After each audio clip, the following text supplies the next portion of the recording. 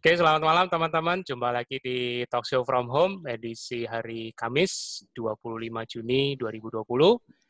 Masih seputar buku optimalisasi kondisi metabolik untuk menekan fatalitas COVID-19 dengan pembicara khusus hari ini, ke-8, tim penulis buku, Dr. Aim Nadiro. Sorry, bukan dokter, Mbak Aim Nadiro. Kayaknya nambahin gelar ini bahaya ini, mesti dikoreksi. Doanya, Mas. Doanya, Mas. Amin. Amin. Oke, tanpa berlama-lama, aku serahkan ke Mas Yo. Monggo Mas, silakan. Ya. Malam semuanya, terima kasih sudah hadir. Semoga nanti makin malam makin bertambah yang masuk, mungkin agak telat yang lainnya.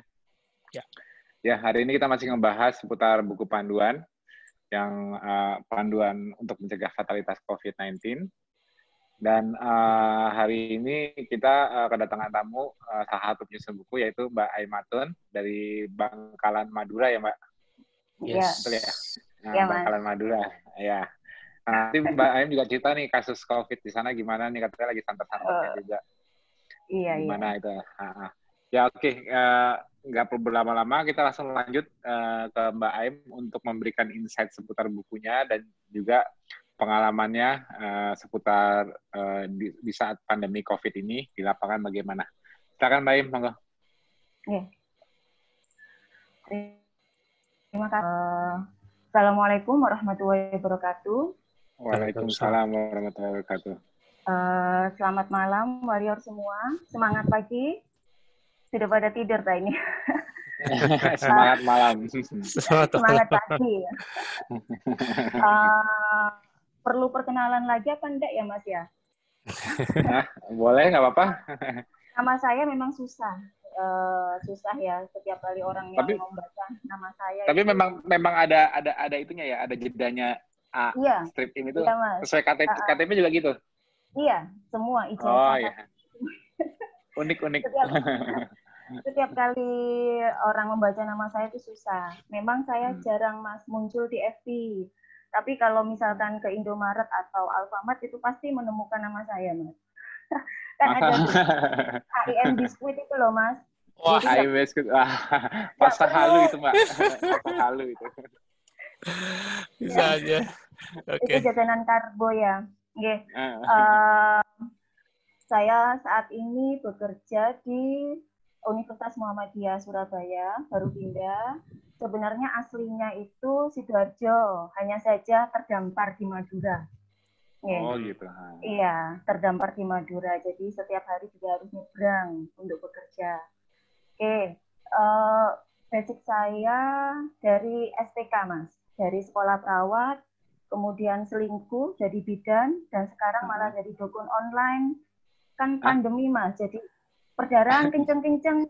Gimana ini sudah mau berangkat apa belum? Jadi ya nggak nolong persalinan, tapi malah dukun online ini. Oh, waktunya mau berangkat.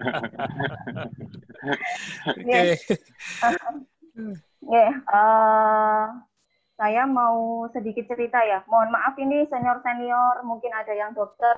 Terima kasih tadi Pak Bobi. Apa itu doanya? Doa yang sengaja apa tidak sengaja? Aku benar-benar nggak sengaja loh itu. Memang biasanya nggak sengaja itu doanya manjur itu. Amin. Sedang menyelesaikan studi dari 2014 ini, mahasiswa lelet ini. Semoga saja tadi doanya manjur segera. Sudah mau menyelesaikan terus ada pandemi sehingga harus interview lagi. Oke. Saya mau berbagi sedikit nih Mas tentang apa yang saya pahami atau yang saya baca dari situasi ini dan juga insight dari buku ini. Memang saya dulu basicnya dari STK, kemudian ke bidan, kemudian pada saat ambil kuliah di Jogja mengambil kesehatan masyarakat, dan memang saya itu lebih tertarik kepada perilaku masyarakat. Saya lebih suka kepada bagaimana orang itu untuk preventif dibandingkan kuratif. Karena apapun itu pada saat preventif itu akan lebih maksimal dibandingkan kalau sudah terjadi sakit. Ya, kalau misalkan orang kecelakaan saja, bagaimana mencegah biar tidak kecelakaan. Itu kan lebih baik dibandingkan sudah kecelakaan sampai patah tulang, itu fungsinya tidak akan kembali seperti utuh, anatomi fisiologi utuhnya.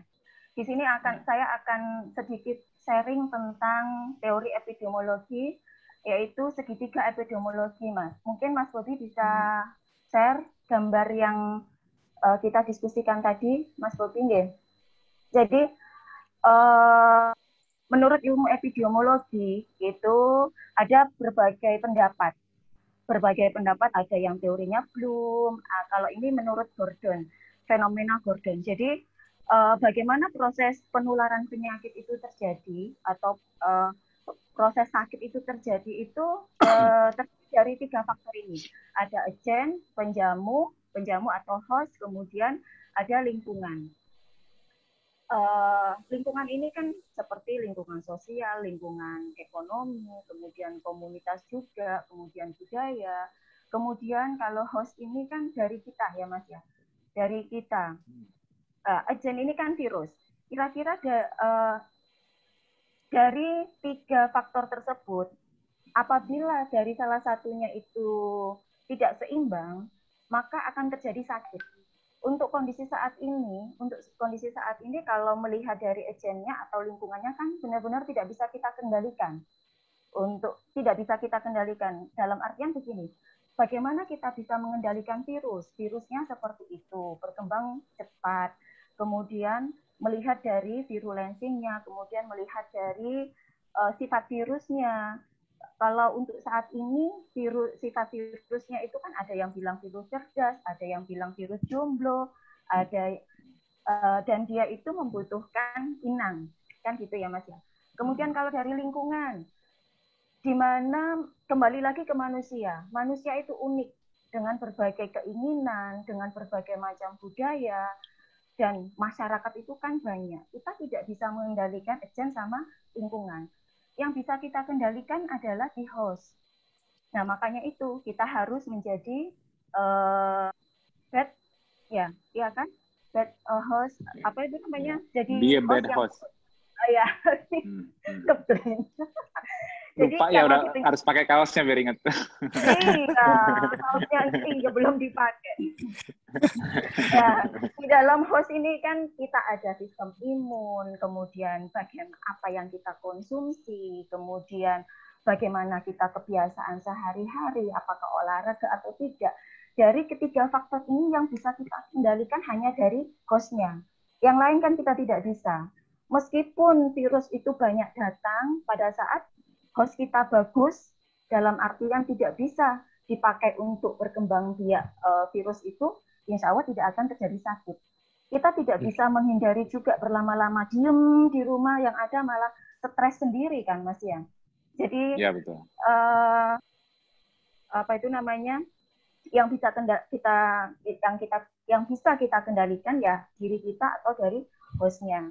Untuk virusnya kita tidak bisa mengendalikan karena pasti di luar adanya pandemi ini, setiap hari kita juga di sekitar kita juga ada patogen, polusi, semuanya itu kan ada. Jadi kita benar-benar tidak bisa mengendalikan hal itu. Kemudian juga belum lagi dengan lingkungan. Oh ya, kalau cerita masyarakat sini Mas unik sekali.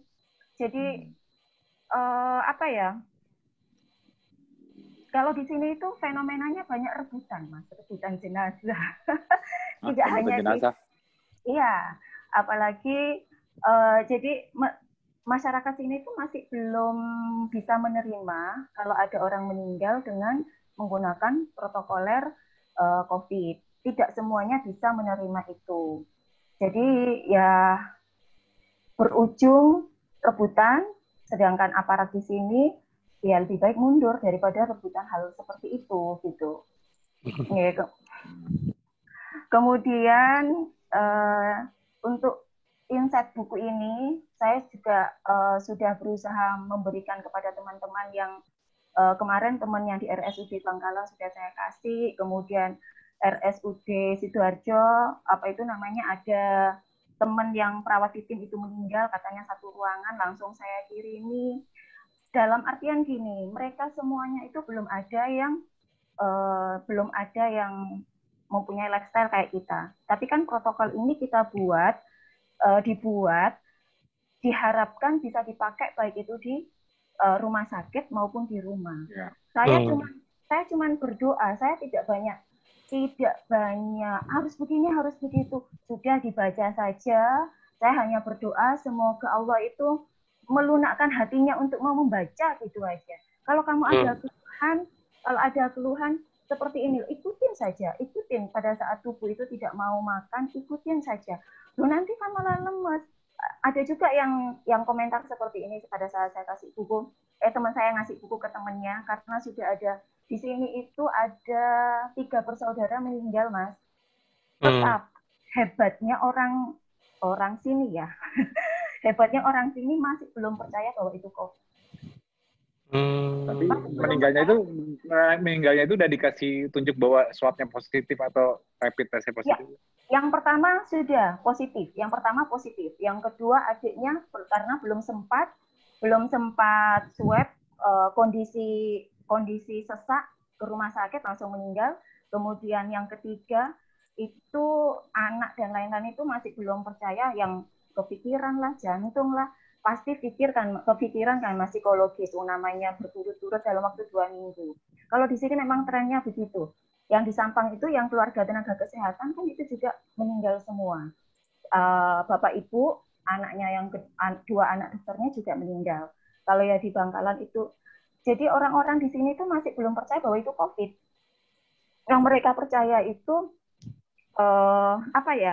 dikembalikan lagi, sudah waktunya meninggal, seperti itu. Sudah waktunya meninggal. Yang membuat meninggal itu diabetesnya, bukan COVID-nya, jantungnya, seperti itu. Jadi gimana ya, penggunaan masker aja juga nggak mau di sini itu. Padahal seperti kayak penanganan demam berdarah kan ya Mas ya. Ini kan sama saja 3M kan, menggunakan masker, mencuci tangan, menjaga jarak kan sama saja kayak demam berdarah kan ya 3M gitu. Jadi kalau harapan saya dengan buku ini, semua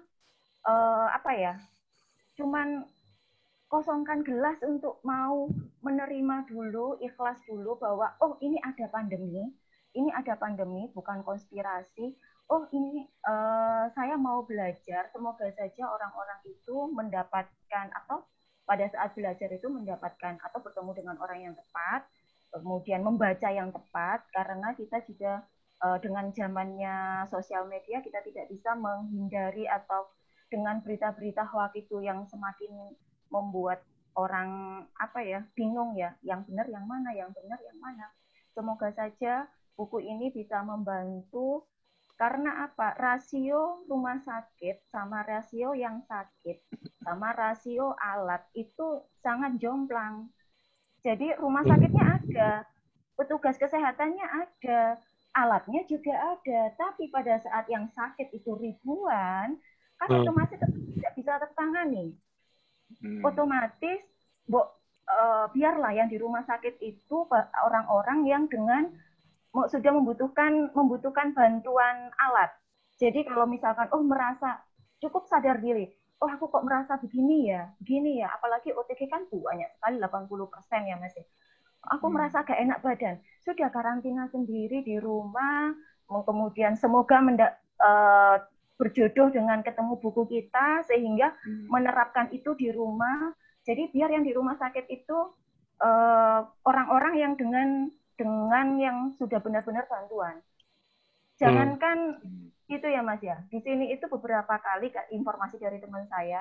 Jadi saturasi oksigennya sudah rendah, sesek banget, dan lain-lain. Pokoknya gejala namanya baru datang ke IGD kan belum sempat untuk di swab. Swab pun juga belum butuh waktu lama.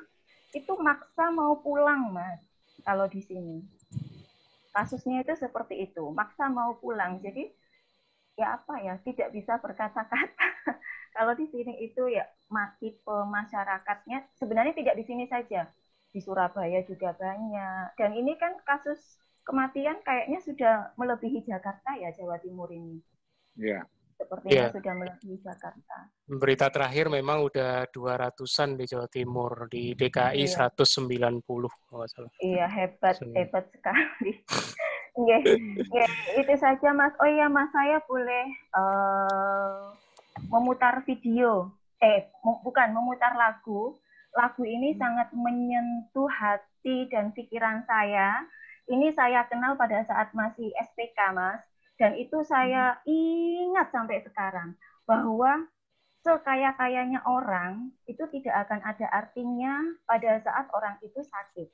Jadi apa yang kita lakukan, warrior-warrior KF itu harus sangat bersyukur mendapatkan hidayah, merubah lifestyle-nya untuk preventif. Kalaupun yang sudah sakit dan sekarang sudah bertemu, setidaknya kan ya bisa buat tabungan yang lain. Menua itu kan pasti ya Mas ya, pada saat menjalani tua itu dengan sakit apa dengan sehat, itu adalah pilihan kita. Mohon izin ya Mas, share lagu. Ya, monggo Mas Bubi. Ya, siap.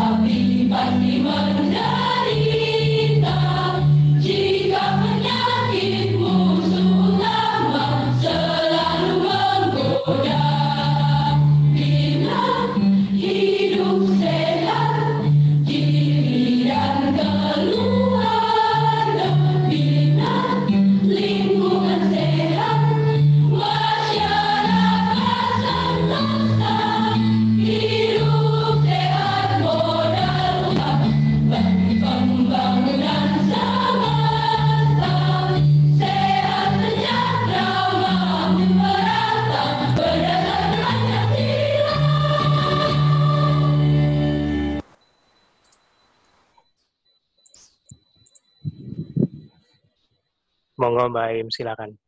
Okay. Sudah Mas, itu saja mungkin insight dari saya. Jadi apapun itu preventif akan lebih baik buat kita dibandingkan kuratif, dan semoga kita semua itu selalu dalam lindungannya di era pandemi ini. Okay. Amin. Ya, sekalian mau nanya Mbak, itu kalau di sana itu misalnya karena hasil swab-nya memang swab dimanapun juga butuh waktu ya. Iya. Mbak, biasanya nggak cepat, tapi paling cepat kan biasanya hasil darah Mbak. Hasil darah, cek darah lengkap misalnya, cek darah lengkap tapi yang nggak terlalu lengkap banget, misalnya hanya untuk melihat darah lengkap misalnya subsetnya dari darah putih, misalnya mau lihat limfositnya, itu kan cepat kan kalau di lab rumah sakit. Nah, di sana sudah mulai menggunakan itu belum buat indikasi bahwa ini tanpa perlu menunggu swab atau rapid test.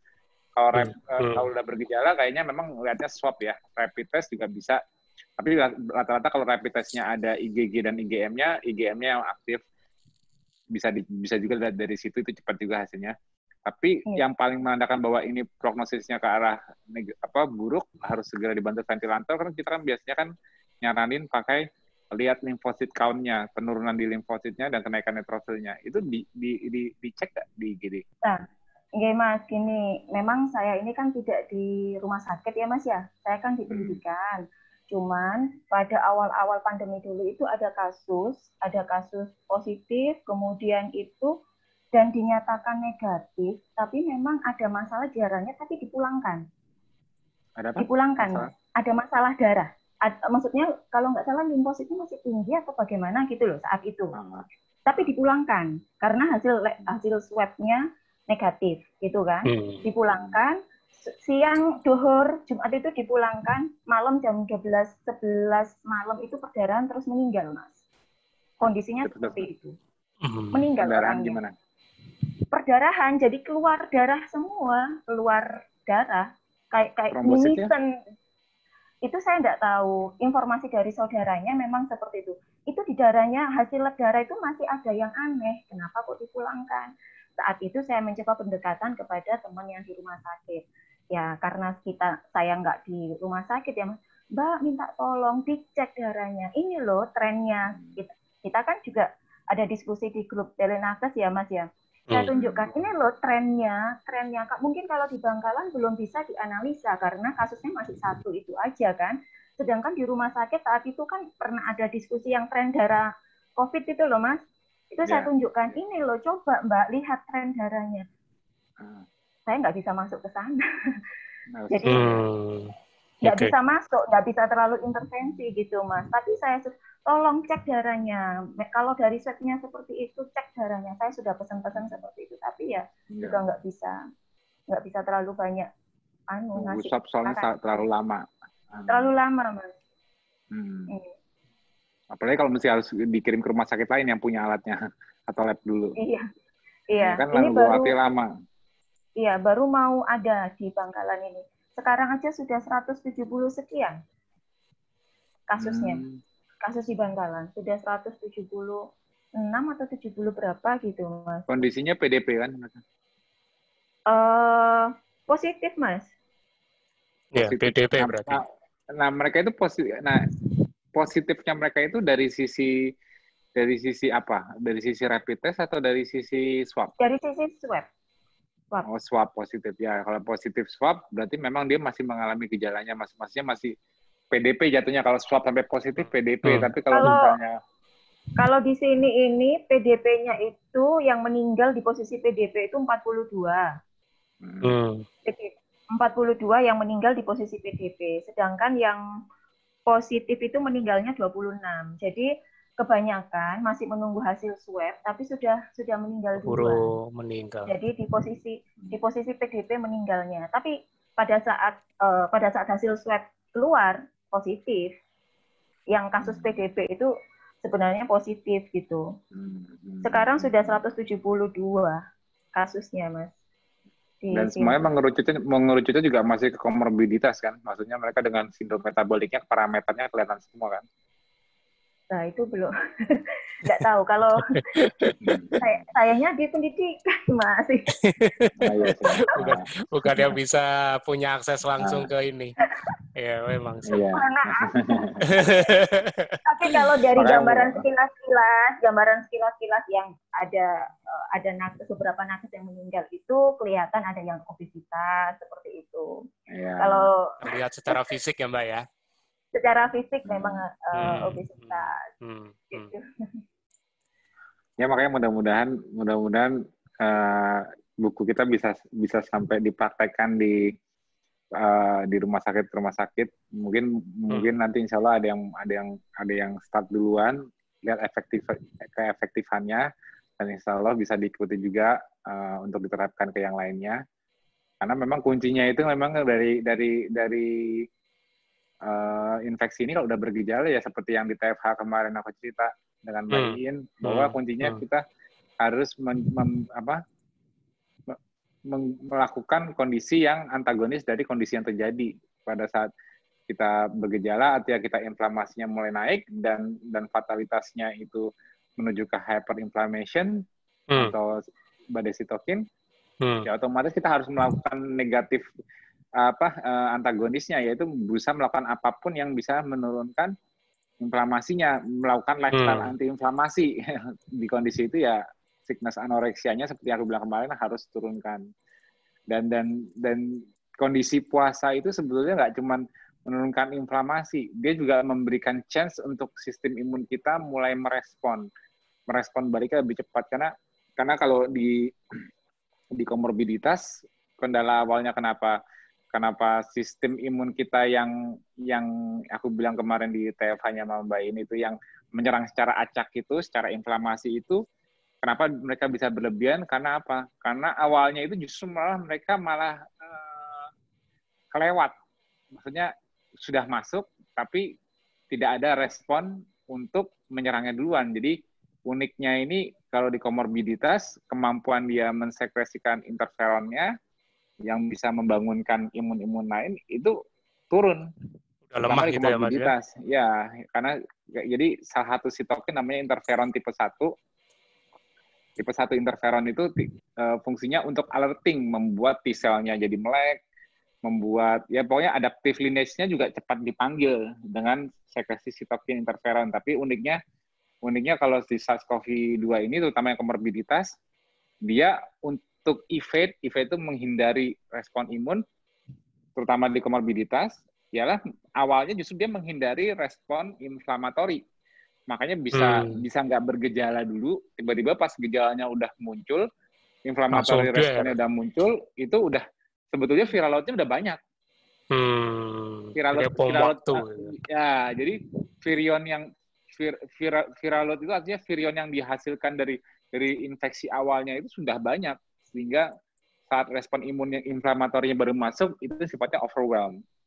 Ya, jadi mereka udah overwhelm. Nah, terus dia akhirnya mereka malah ujungnya yang pro-inflamatori ini, respon imun acak yang inflamatori ini dari makrofag misalnya, ataupun dari neutrofil misalnya. Nah, mereka malah dominan mensekresikan sitokin yang tipenya inflamatori, contohnya interleukin 1, interleukin 6, ngajak rame, ngajak perang rame-rame itu. Nah, dan uniknya lagi, sitokin yang pro-inflamatori itu sifatnya juga parakrin. Maksudnya gini, parakrin itu, dia itu memodulasi pensekresinya. Misalnya mensekresikan neutrofil mensekresikan interleukin yang tipenya inflamatori. Nah, efek inflamatori ini, sitokin ini juga kembali ke neutrofil itu sendiri untuk semakin memodulasi dia untuk lebih ini lagi. Jadi kayak amplifikasi sendiri gitu ya. Ya, jadi jadi the real antiviral responnya. Jadi kalau kita ngomong antiviral respon itu kan berarti kan antiviral itu kan berarti spesifik terhadap viral tertentu. The real antiviral responnya nggak berjalan.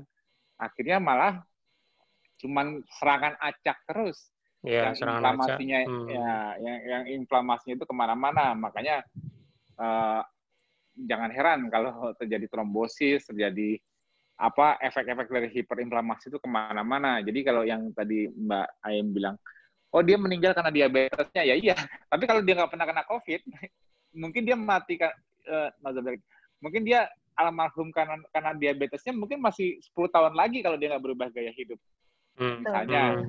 Nah, walaupun iya betul, dia punya komorbiditas, dia meninggal karena tensinya, dia meninggal karena diabetesnya, ya memang kerucutnya ke komorbiditas.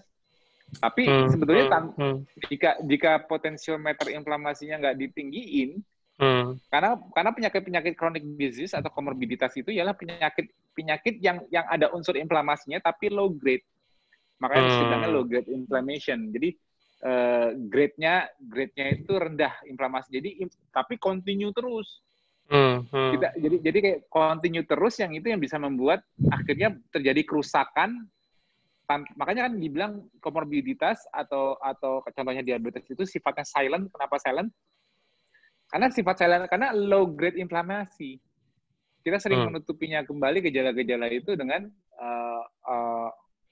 obat pada rasa sakit lah, makan dan sebagainya. Itu yang membuat kita bisa mengabaikan inflamasi yang terjadi. Makanya kalau yang pertama kali rata-rata orang udah menjalani KF, yang semua sepakat, semua pada bilang apa? Badannya entengan. Sepakat nggak?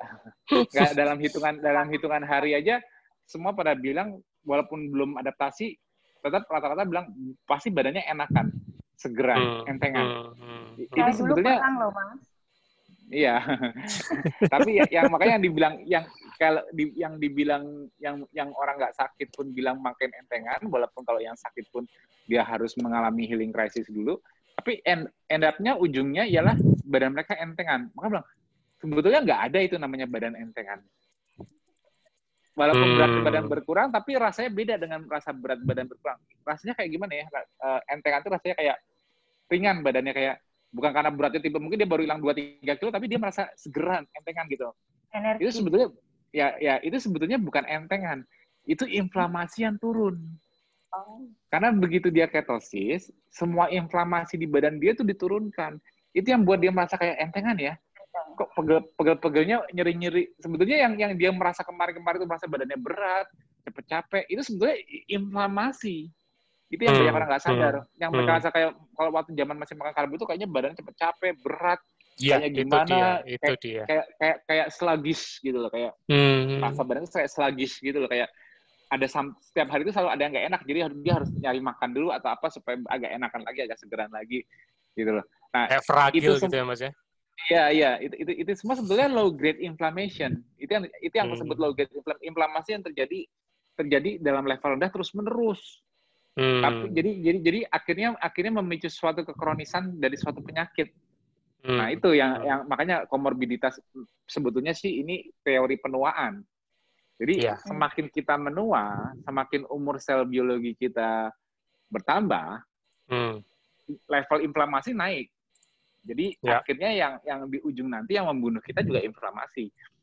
Pada saat kita udah umurnya, ya pada saat umurnya kita nanti sudah tercapai, ya sebetulnya karena inflamasinya itu sudah memberikan efek kerusakan sel, akhirnya selnya menua gitu lah. Sebetulnya penuaan sel itu ya karena impact dari inflamasi. Jadi kalau makanya aku bilang ikhtiar kita di KF ini untuk retard aging, artinya retard itu melambatkan penuaan, itu sebetulnya ialah dengan melakukan gaya hidup yang hasil efeknya ialah anti-inflamasi. Sehingga sel itu tidak menua. Sel itu menua cepat kalau inflamasinya tinggi, tapi sel itu menua itu artinya cepat rusak ya, cepat kehilangan fungsinya ya. Tapi kalau kita gaya hidupnya anti-inflamasi, kita bisa menjaga sel itu tidak buru-buru habis fungsinya, tidak rusak, tidak aus. Jadi gambarnya kalau mesin, ya jadi kalau mesin itu kayak anggap aja sel itu ialah mesinnya nggak digeber terus. Jadi nggak cepat aus gitu, nggak cepat panas gitu loh. Jadi dibikin stabil gitu loh. Jadi nggak cepat panas. Nah itu akhirnya yang merawat umur selnya bisa jadi mesin itu bisa dipakai dalam jangka panjang. Nah, ekonomisnya lebih lama ya. Ya, jadi kita sendiri juga dengan gaya hidup KF ini 5 Ancestral Lifestyle, kita itu berusaha menekan inflamasi serendah mungkin sehingga kita bisa merawat sel-sel di tubuh kita. Itu di luar takdir itu teori retard aging paling terbaik. Ialah mencegah penuaan sel di luar takdir, tapi secara biologi ialah menjaga inflamasi rendah sehingga sel kita tidak menua, karena ujungnya berbagai penyakit komorbiditas yang kita lihat sekarang ini yang impact-nya karena COVID itu sebetulnya karena sel mereka itu sudah menua. Impact-nya sel jadi lagi. Walaupun umur 30 tahun, tapi kalau dia udah diabetes, ya sebetulnya dia selnya sudah menua. Jadi aku waktu sebelum ILCC itu atau aku seminar di mana? Di kampus itu juga I3L. Nah, I3L. Yang aku waktu tanggal 5 Agustus itu kan aku menjelaskan akar dari berbagai komorbiditas. Jadi multi komorbiditas di manula. Jadi multi komorbiditas di manula kombinasi dengan berbagai penyakit sindrom metabolik, mulai kombinasi hipertensi, jantung dan sebagainya, COPD semuanya akhirnya muncul cancer sampai itu. Kalau ditarik ke level sel semua jadi jelas. Kalau ditarik ke level sel semua ialah basicnya apa? Penuaan sel. Jadi kesamaan dari berbagai jenis komorbiditas di mana lokasi sel yang terimpact, misalnya dia punya masalah jantung, dia punya diabetes, dia punya cancer. Di level selnya mereka sama-sama mengalami penuaan dini. Dicontohkan dengan salah satunya nih ya, secara morfologinya, kalau dilihat selnya secara morfologinya terjadi agregasi protein. Artinya sintesis protein yang tidak berguna banyak, akhirnya sel itu mengalami penurunan fungsi karena agregasi protein. Jadi agregasi protein itu artinya hasil sintesis ribosom untuk melakukan fungsinya, misalnya untuk membuat enzim apa-apa, banyak yang gagal, salah, tapi nggak ada yang beresin, nggak ada yang bersihkan. Jadi akumulasi di dalam sel. Nah, akumulasi ini yang mengganggu fungsi sel. Akhirnya reaktif oksigen spesies meningkat, radikal bebasnya, akhirnya efeknya juga menurunkan kemampuan mitokondria untuk menghasilkan ATP. Malah memperburuk kondisinya. Akhirnya mitokondria sendiri juga menjadi sumbernya ROS juga tinggi. Jadi kayak domino efek. Jadi efek domino dari penuaan itu seperti itu. Tapi ternyata rahasianya untuk menunda. Jadi kalau semua sel yang menua ini ciri-ciri morfologinya sel tersebut sama, agregasi protein, terus struktur mitokondria yang jelek, jumlahnya sedikit, terus densitasnya rendah. Itu jadi kalau di setiap sel itu kan pasti kan ada endoplasmic reticulum. Pasti kan apapun jenis selnya, mau sel di mata, mau sel di jantung, mau sel di ginjal, kesamaan morfologi semuanya ialah apa? Punya mitokondria kecuali sel darah merah. Ya, itu kesamaannya.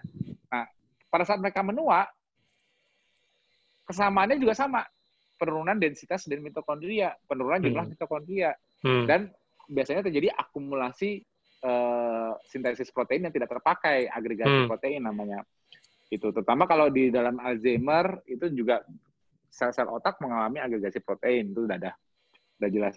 Jadi kalau udah jelas itu kesamaan morfologi dari berbagai penuaan sel-sel tubuh kita, entah itu sel kulit dan sebagainya, ternyata mekanisme dasarnya untuk membersihkan kembali itu ada. Membersihkan akumulasi agregasi protein itu ada pembersihannya. Ternyata ada juga cara untuk menambah jumlah mitokondria. Yes. Ternyata ada juga untuk meningkatkan densitas mitokondria. Yes. Dan semua rahasia itu kejawab saat apa? Saat tidak makan. Saat tidak makan. Bukan makan apa ya supaya sel-sel di tubuh kita membersihkan agregasi protein. Ya kan? Makan apa ya supaya mitokondriaku bertambah jumlahnya. Makan apa ya supaya densitas mitokondria meningkat. Makan apa ya supaya radikal bebas yang dihasilkan mitokondria itu menurun. Dan kemampuan antioksidannya, kemampuan antioksidatif stresnya, kemampuan mensintesis antioksidan alaminya, contohnya seperti glutathione yang meningkat dari dalam tubuh sendiri, dari dalam sel itu sendiri. Makan apa ya? Itu salah semua. Kalau harus makan sesuatu untuk itu, manusia nggak adil. Manusia di masa lalu udah pasti mereka umurnya nggak bisa tua semua. Kenapa? Karena mereka harus makan sesuatu untuk memperbaiki mitokondria. Padahal nggak. Makanya adil. Makanya ancestor kita itu di luar faktor lain, secara kesehatan mereka baiknya karena ruang dan waktu yang membuat mereka nggak bisa makan. Jadi mereka nggak ngerti kesehatan seperti kita. Mereka nggak tahu biologi molekuler seperti kita. Tapi alam membuat mereka tidak selalu makan. Nah, ternyata itu jawabannya untuk membersihkan kembali agregasi protein di dalam sel, untuk membuat kemampuan bertahan hidup sel itu bagus karena nggak sering makan, jadi dia harus efisien dalam menghasilkan energi, tidak boleh boros. Otomatis sel tersebut akan menghasilkan sendiri mitokondria lebih banyak, mitokondria biogenesis. Otomatis karena dia posisinya tidak selalu makan, otomatis tidak boleh tinggi radikal bebas. Karena apa? Karena kalau tinggi radikal bebas, otomatis dia harus fight back dengan memproduksi antioksidan jangan jumlah banyak terus. Tapi kan itu butuh substrat juga akhirnya. Blunder. Akhirnya gimana? Nah, blunder kan akhirnya. Makanya mitokondrianya diperbaiki, densitasnya diperbaiki. Otomatis jadi tubuh itu punya cara menjawab dari suatu challenge yang diberikan oleh lingkungannya. Contohnya dia ditaruh di lingkungan yang sulit untuk bisa makan tiap saat. Nah, otomatis tubuh bakal menjawab untuk gimana mekanisme tubuhnya itu bisa survive di kondisi seperti itu. Ya kondisinya ialah kondisi bertahan hidup. Makanya KF itu sebetulnya, walaupun kita makannya kelihatan enak, sebetulnya kita menciptakan kondisi bertahan hidup di level sel. Karena apa? Kita punya jendela di mana kita itu bersih-bersih terus. Ya. Dan punya jendela untuk rebuild juga. Rebuild itu artinya pada saat makan kita memberikan substrat untuk dipakai sebagai rebuild, untuk repair. Ada. Makanya kita kan, karena rebuild dan repair ini butuh energi besar juga, makanya ini terjadinya pada saat kita tidur. Makanya ada 5 ancestral lifestyle juga mengutamakan tidur, karena perbaikan, segala jenis perbaikan dan pembangunan itu terjadi pada saat kita tidur. Tapi kita menseleksi, melakukan, tubuh kita melakukan seleksi mana yang perlu dibersihkan, mana yang perlu dibuang. Itu prosesnya terjadi saat kita tidak makan, karena dia posisi tidak makan itu menuntut tubuh untuk efisien. Sebenarnya rahasia gampang. Nah, makanya keefisienan ini yang membuat kita memiliki kemampuan. Kenapa aku bilang lifestyle kita tuh lifestyle anti-inflamasi? Kalau boleh jujur, tanya ke semua warrior. Karena mereka bilang, kayak itu bagus gak sih? Nggak makan karbo bagus gak sih? Intermittent fasting bagus gak sih? Walaupun mereka dengar masukan bahwa jangan lama-lama, nggak bagus, bahaya nggak makan karbo lama-lama, misalnya kayak gitu.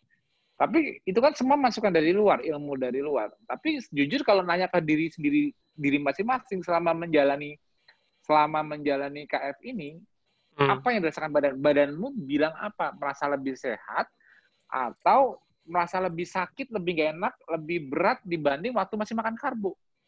Ternyata jawaban jujur dari tubuhnya sendiri, di luar hawa nafsu, di luar kesulitan dia cari makan lah, apapun excuse-nya, ya tetap lebih enak gak makan karbo sih. Jadi gak cepat lapar, apa-apa, badan juga lebih enak. Akhirnya kejujuran mereka menunjukkan bahwa tubuh mereka lebih prefer kondisi tidak makan karbo dan tidak selalu makan, yang ujungnya ialah dia merasa lebih enteng, lebih enak. Artinya dia merasa lebih rendah berbagai inflamasi di tubuh dia, ketimbang dia mengikuti hawa nafsunya, akhirnya kalah, cheating dan sebagainya. Akhirnya udah nggak KF lagi, tapi akhirnya dia pengen KF lagi. Kenapa? Karena kebanyakan orang yang pernah KF sempat berhenti KF karena apa? Karena mereka kalah dengan hawa nafsunya, itu satu. Karena mereka sulit untuk menjaga gaya hidupnya karena lingkungannya, karena mereka nggak disetujui oleh caregiver, oleh pasangan, oleh keluarga dan sebagainya. Tapi mereka selalu berusaha pengen balik lagi. Kenapa? Karena mereka tahu, mereka sudah merasakan enak-enaknya nggak makan karbo itu seperti apa. Mereka tahu, nggak bisa bohong. Jadi mereka udah tahu kalau, jadi mereka akui mereka kalah. Mereka akui, ya mau gimana ya, nggak bisa kayak warrior lain. Tapi akhirnya mereka bakal makanya ini uniknya nih KF ini mungkin satu-satunya kalau dibilang diet ya, walaupun bukan diet ya, satu-satunya diet yang banyak orang pengen balik lagi dibanding apapun itu diet. Bila gini, orang dulu pernah ada zaman yang mungkin 2016 aku perkenalkan KF di Indonesia. Tapi dulu kan udah ada mayo diet lah, apalah OCD lah, apalah berbagai jenis. Nah, gitu loh. Yang macam-macam itu, mereka itu CLBK itu mungkin hampir jarang gitu. Kalau udah gagal ya gagal aja. Tapi kalau KF ini banyak banget yang CLBK. Serius. Dari yang 2016, 2017 aja, ngeliat warrior kita aja, dan sebenarnya sih bukan karena, ya memang faktor kita menginspirasi juga. Banyak di KF yang bertahan tahunan ya. Nggak cuma diet sesaat, banyak yang tahunan karena mereka udah tahu manfaatnya. Dan yang gagal-gagal juga banyak. Tapi yang gagal-gagal ini eager, maksudnya mereka pengen banget balik lagi. Mereka berusaha balik lagi tuh, usahanya beda dengan yang mereka lakukan sebelumnya dulu. Aku dulu pernah diet mayo tapi nggak pengen balik lagi sampai sekarang gitu. Tapi kalau KF nggak bisa tapi kalau KF ini nggak bisa dibohongi karena badanmu yang minta, badanmu yang tahu mana yang enak. Walaupun kamu udah gak KF lagi, gue sekarang menikmati makan mie ayam lagi, gue sekarang menikmati makan nasi goreng, nasi uduk. Tapi someday dia pasti pengen, tapi badan gue kayaknya nggak jadi makin nggak enak. Gitu. Walaupun dia naik berat badannya dari sejak KF, dia naik berat dulu dia hilang 15 kilo, terus dia setelah non KF mungkin dia cuma naik 5 kilo, tapi badannya pasti beda rasanya. Bukan masalah estetikanya aja. Nggak apa-apa, cuma naik 5 kilo ini dari sejak KF lagi, tapi bisa makan nasi goreng dan sebagainya, misalnya.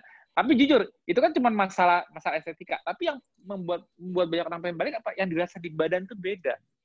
Anti-inflamasi, efek anti-inflamasi di KF itu yang nggak bisa dibohongi. Badannya lebih enteng, lebih ringan.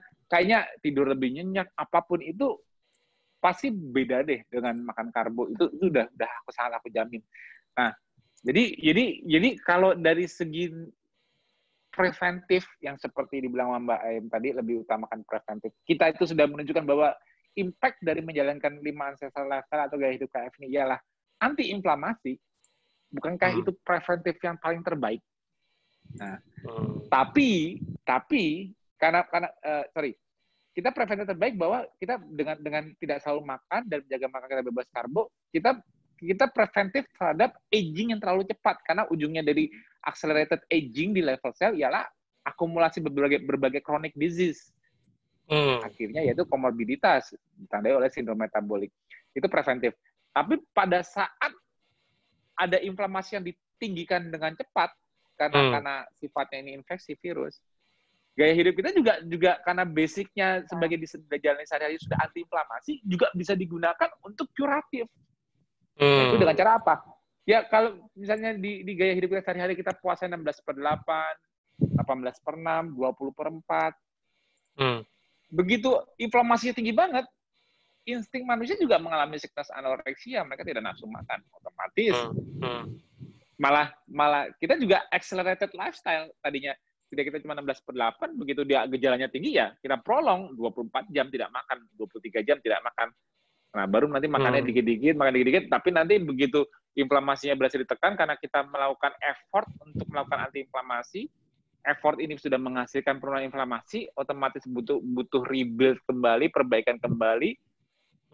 Makanya nutrisi masuknya pelan-pelan, tapi tetap dengan jendela makan yang tetap dibatasi, lama-lama kembali. Nah, itu dia yang aku bilang. Makanya kalau suatu patofisiologi dari penyakit yang fatalitasnya itu ialah inflamasi, ya sudah jelas jawabannya untuk melawan fatalitasnya ya melakukan adjuvannya atau main terapeutiknya ialah antiinflamasi apapun itu. Ya walaupun di awal mesti dibantu obat antiinflamasi, cuma kan nggak bakal efektif kalau kita sudah tahu patofisiologinya. Betul. Mas, ini menarik ya, maksudnya ini satu sisi salah satu tim penulis yang mungkin juga termasuk kemarin Mbak Iin ya, di mana latar belakang beliau kan kesehatan masyarakat. Nah, Mbak Aim ini kan juga kesehatan publik juga, ya kan? Nah, jadi ini mungkin sedikit nih buat insight juga ke teman-teman, karena tadi waktu Mas Tio nanya tentang gimana intervensi di rumah sakit, nah memang kan tidak ada akses, ada batasan. Jadi Mbak Aim ini kan lebih ke sisi edukasi di masyarakat. Nah, mungkin teman-teman TFH mungkin ingin tahu nih, gimana sih Mbak Aim misalnya sudah KF nih, salah satu tim penulis buku COVID kondisi metabolik juga nih, itu gimana sih struggle-nya terutama terhadap masyarakat, ya nggak usah ngomong dokter dulu lah, kalau dokter kan jarang bisa ketemu di luar ya kan, tapi terhadap masyarakat atau orang-orang yang mungkin ya tadi mungkin Mas Tio juga sering ngalamin CLBK, apakah Mbak Aim juga mengalami orang-orang yang awalnya sempat KF, terus kemudian CLBK lagi, struggle-nya seperti apa sih? Jadi bisa share gitu loh. Monggo, Mbak. Ya, banyak sekali, Mas, kalau itu. Yang sudah KF, kemudian bahkan ada yang baru belajar low karbo gitu ya, dan lama nggak punya anak gitu ya. Tiba-tiba ternyata dinyatakan positif, turunnya sudah. Jadi saya ngajari, maksudnya jika ada yang tanya kan saya bimbing pelan-pelan. Jadi belajar menunda sarapan, kalau biasa jam 7, kemudian ditunda 1 minggu jam 7.30, kemudian pirnya dikurangi, jamnya juga ditambah seperti itu. Nah, qadarullah kok ya positif. Itu nggak ngakuin kalau itu karena usaha untuk low karbo sama berat badan sudah berturun, otomatis kan pasti ada perbaikan di hormonalnya kan Mas ya. Dia nggak apa-apa, alhamdulillah dapat bayi gitu aja. Kemudian ada juga yang kadang ambang nyeri seseorang itu kan berbeda-beda Mas. Ambang nyeri berbeda-beda, penerimaan psikologi juga beda-beda, sehingga ada yang keluhannya sedikit gitu merasa sudah gimana gitu, jadi merasa nggak sanggup, merasa kayak ini. Pada saat dia kembali karbo, ya nangis-nangis lagi, badanku nggak enak, begini begitu, ayo pelan-pelan. Cuman saya gini kok, kalau cuman butuh mau, sudah beli produk apapun mahal-mahal juga nggak, saya juga pernah jadi korban produk-produk kan Mas ya. Saya sudah pernah lah berbagai macam, yang namanya buah itu malah semakin bengkak, Jadi berangkat kuliah UNER itu BB berapa, semenjak kuliah naik 10 kilo, terus kenal KF ini, malah kembali ke BB sebelum hamil. Gitu. Jadi sudah kenal berbagai macam produk, jadi sudah paham. Setiap kali ada yang mengenalkan, setiap kali ada orang yang aku tulung ngono, apa ya bahasa? Aku minta tolong. Tolong. Gitu. Minta tolong. Pingin seperti Mbak Aim gitu kan, pingin sehat gitu, pingin sehat. Ayo, tapi saya juga dibantu. Jadi membaca dulu. Kalau saya berpikiran, jadi perilaku seseorang itu akan lebih awet pada saat orang itu mempunyai pengetahuan yang positif, mempunyai pengetahuan tentang hal itu. Selagi bukan dari pengetahuan, perilaku itu ambiar, Mas. Jadi gampang galau ya. Iya, minta didikte. Aku makan ini boleh. Aku makannya jam berapa? Aku begini. Lah, beda kalau Mas Tio. Mas Tio itu sudah level high ya, Mas ya. Saya kan pernah toh, Mas nggak pakai gemes lah sampean itu. Enggak, ngapain gemes? To the point aja. Biasanya. Nah, kalau saya kan bidan, Mas. Kalau ada orangnya, aduh kok perutku kenceng-kenceng. Sebentar, kenceng-kencengnya itu bagaimana? Sudah menjalar sampai bawah apa tidak? Pusarnya itu sudah datar, nggak bisa ditekan apa tidak. Jadi nggak bisa, Mas, kalau nggak tanya detail itu nggak bisa. Jadi, Mbak, saya kok keputihan. Sebentar, keputihan yang bagaimana? Keputihan itu ada yang normal, ada yang abnormal. Dan saya sudah terbiasa seperti itu, sudah terbiasa. Apakah, maksud saya gini, yang dikeluhkan, yang dipersepsikan tentang keputihan, tentang kenceng-kenceng, itu apakah sama dengan persepsinya dengan saya? Di masyarakat itu banyak sekali, padahal memang siklusnya wanita itu akan mengeluarkan lendir cervix setiap kali siklus menstruasinya kan akan mengeluarkan lendir cervix. Itu semuanya bilang keputihan. Lah bingung saya. Sudah tak kasih obat gini. Lawang itu lo bukan keputihan, ngapain dikasih obat macam-macam? Tambah nggak karu-karuan. Jadi memang sudah terbiasa untuk menggali pertanyaan itu. Dan kalau saya memang edukasinya itu biasanya melalui WA. Jadi entah itu COVID, entah itu diet pelan-pelan. Jadi kayak misalkan ada gambar, kamu bisa gemuk dengan bahagia, kamu bisa gemuk dengan kuat. Kan banyak juga tuh orang yang sumo itu kan gemuk tapi juga kuat. Tapi kamu nggak akan bisa gemuk dengan sehat. Dan orang-orang itu beberapa jabri, Mbak makasih ya. Jadi kadang itu ya membaca diam-diamnya, ngefans diam-diam gitu, Mas. Jadi beberapa, terima kasih pencerahannya, saya ngikuti status WA-nya itu bukan kepo atau gimana, tapi selalu ada edukasi yang saya sertakan di sana. Jadi kalau banyak yang mengeluh-ngeluh itu banyak sekali, Mas. Maksudnya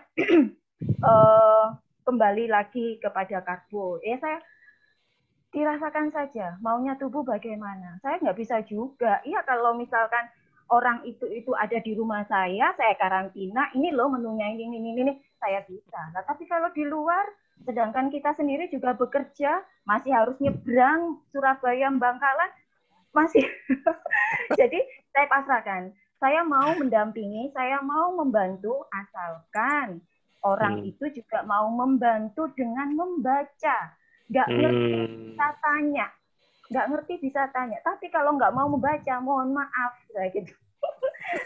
Jadi ada slow-nya, ada tegasnya gitu, Mas. Saya susah, Mas, kalau nggak mau membaca. Kalau membaca, aku kok nggak mudeng ini, Mbak, kok nggak ngerti ini. Oke, saya jelaskan. Tapi kalau nggak mau membaca, pasrah.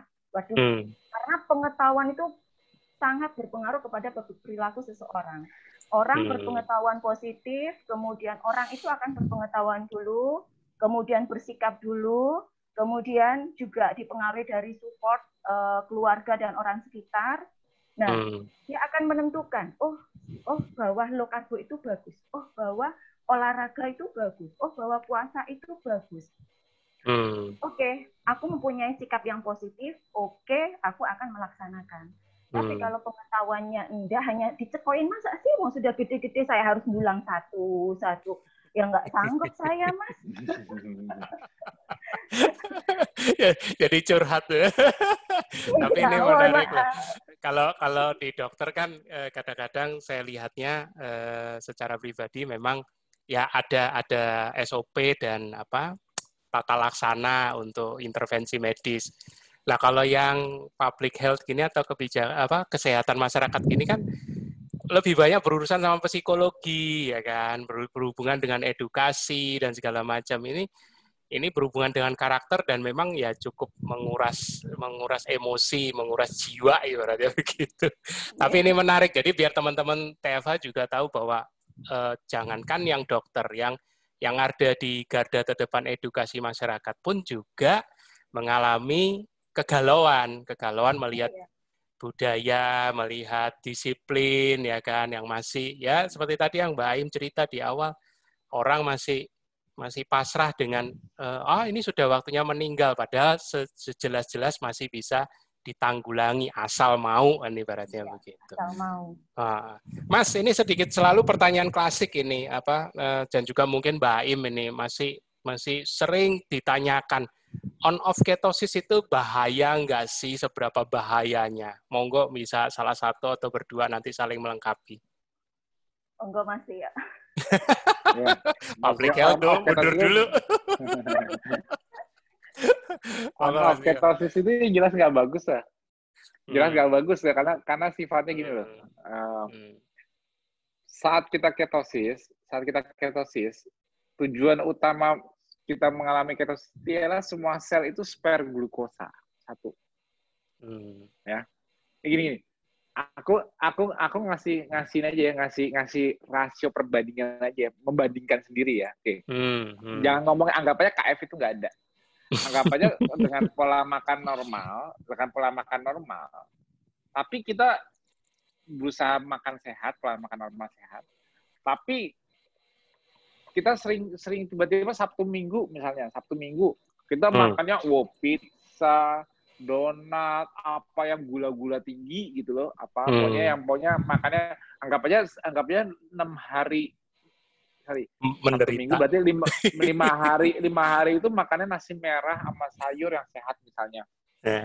Nasi merah pokoknya berusaha low glikemik tapi low fat. Makanya ayamnya juga nggak yang digoreng-goreng, nggak banyak pakai lemak. Anggap aja dia makan sehat selama 5 hari. Nah, 1 minggunya dia balas dendam, dia ke mall, dia namanya di mall kan makanannya pasti kan yang membuat orang pasti mau beli. Ya. Yang makanan itu bakal dibeli kalau sangat nikmat. Yang membuat nikmat itu kan nikmat atau yang disebut namanya hyperpalatability. Maksudnya palatabilitasnya itu hyper meningkat, itu ialah dengan satu-satunya cara untuk membuat makanan itu membuat orang tidak bisa berhenti makan atau sangat enak, itu harus menggabungkan 2 unsur dari makronutrisi, yaitu glukosa dan lemak dalam jumlah yang sama-sama tinggi. Makanya yang enak itu pizza, makanya yang enak itu mie goreng, ada minyaknya, ada lemaknya, banyakin dagingnya, minyak karbo tinggi. Terus yang enak itu ya es krimnya itu pasti buatnya juga dari susu, whipped cream yang tinggi lemak.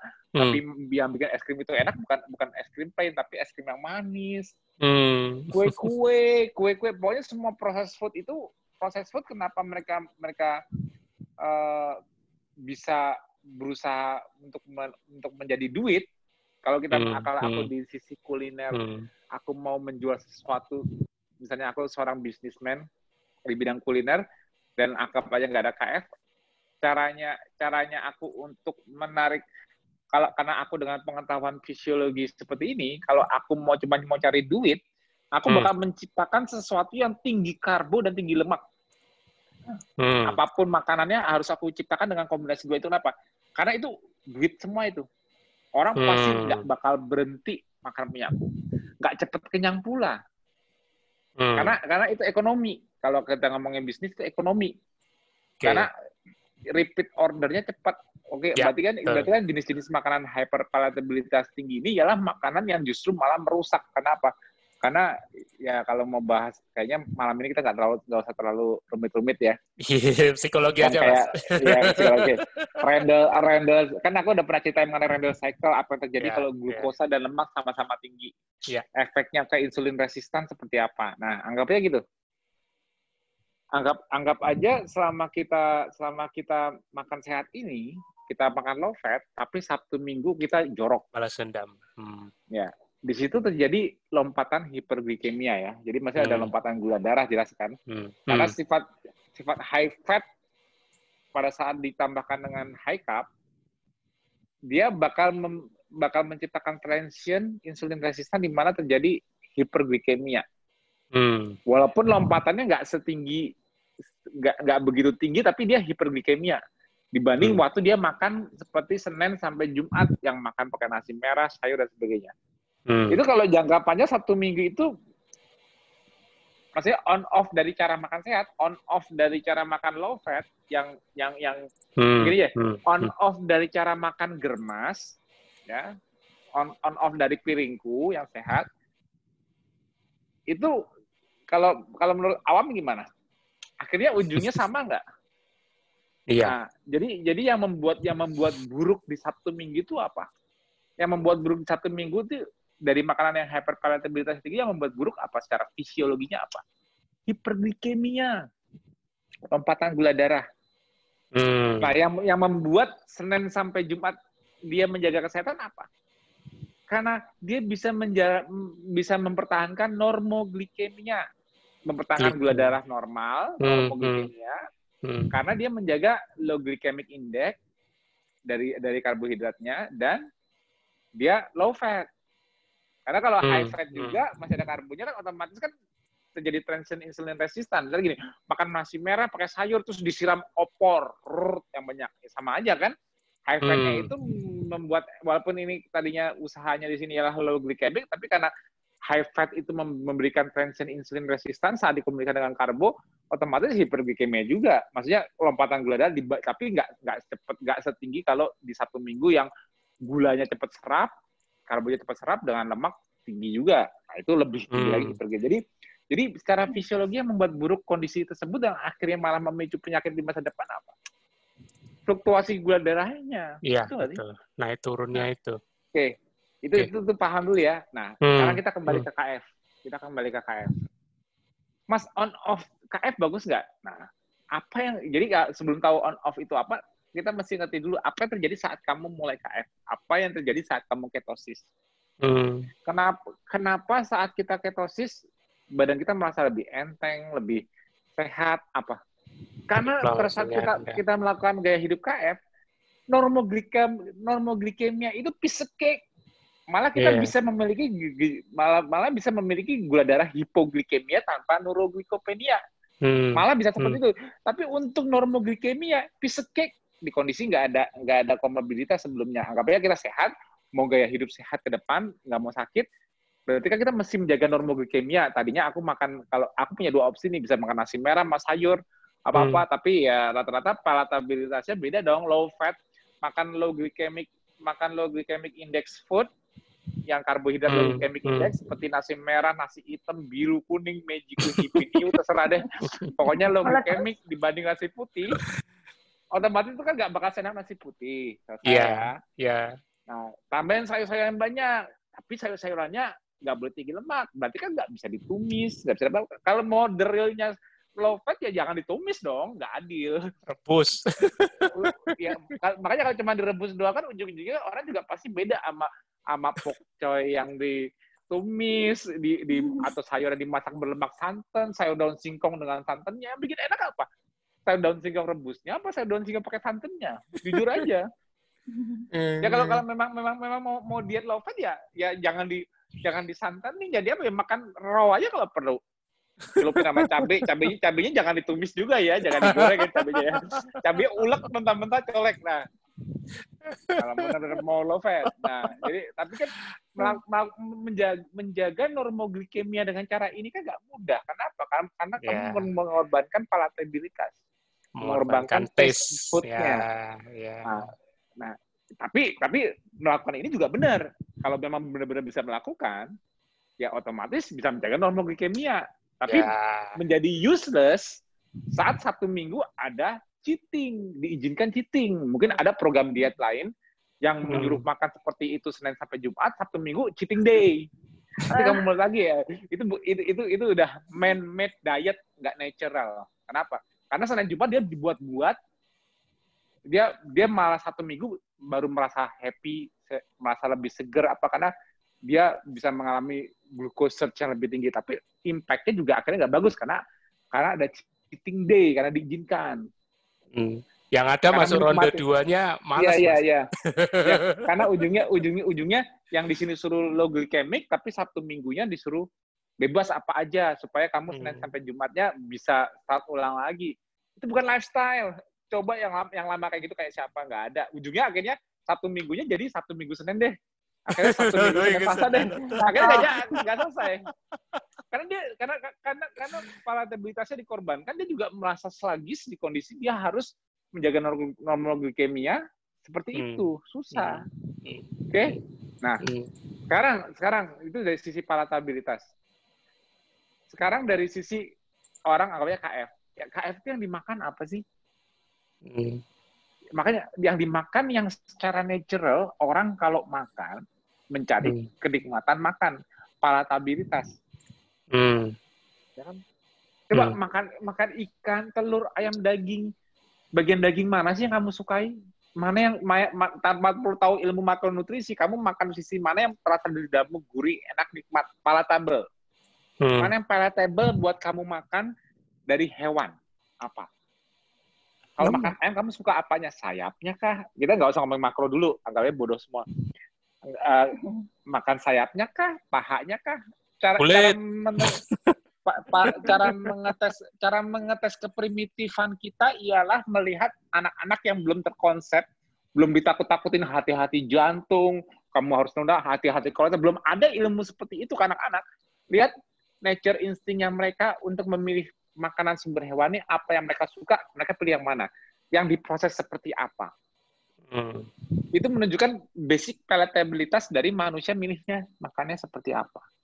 Itu nggak perlu ilmu tinggi loh, nggak perlu sampai masuk jurusan gizi untuk tahu primitifnya manusia memilih bagian mana yang dimakan pada sumber hewan yang dia kalau di masa lalu yang hasil buruan dia misalnya. Nah, make sense kan? Nah, kalau dari situ udah nangkep yang aku maksud, berarti untuk menjalani gaya hidup secara KF dengan apa yang dimakan, bisa mengikuti nature-nya palatabilitas. Jadi bisa dilakukan jangka panjang nggak kira-kira? Iya. Iya dong, karena kita tidak menahan sesuatu dan masih perlu cheating day nggak? Nggak perlu. Karena ya kalau misalnya dia udah tahu Senin sampai Jumat dia bisa palatable, tapi Sabtu Minggu dia kembali pengen hyper palatable, artinya ya jujur memang yang kita makan dari hewan itu sudah palatable dan bisa dilakukan jangka panjang. Tapi kalau ditambah karbo memang jadi super palatable, alias disebutnya namanya hyper palatable, itu udah hawa nafsu. Udah bukan kenikmatan makan, udah bukan tujuan untuk survival, memenuhi nutrisi, tapi itu udah kalah dengan hawa nafsu, karena yang dia pada saat dia cheating, dia mencari sesuatu yang hyper, dia setiap hari makan dan nikmat, nggak kurang dibanding mungkin dulu makan sehat yang nasi merah apa itu. Kalau mau dibandingin dengan makan ikan, telur, ayam, daging dengan proses yang mungkin bisa diopor, ditumis, diapa ini yang udah fat yang nggak usah dibatasin, dia merasa palatable nggak? Palatable, tapi jujur kalau ditambah nasi putih, wah itu jadi super palatable, jujur. Bener nggak? Betul. Tadinya makan ayam gini-gini, tapi begitu ayamnya ditambahin disuruh di atas mie ayam atau di atas mie goreng, pasti lebih hyper rasa nikmatnya, super.